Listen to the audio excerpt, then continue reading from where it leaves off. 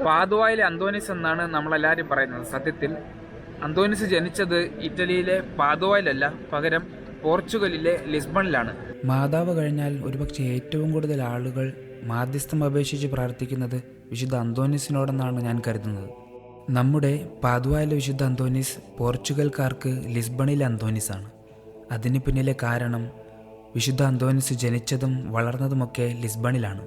ലിസ്ബണിലെ കത്തീഡ്രലിന് മുൻവശത്തുള്ള സ്ഥലത്താണ് വിശുദ്ധ അന്തോനീസ് ജനിച്ചത്. ആ സ്ഥലത്ത് ഇപ്പോഴൊരു പള്ളിയുണ്ട്.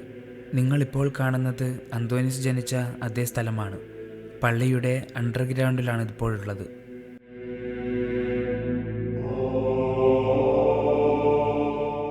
ഈ കാണുന്നത് പള്ളിയുടെ ചുവരാണ്.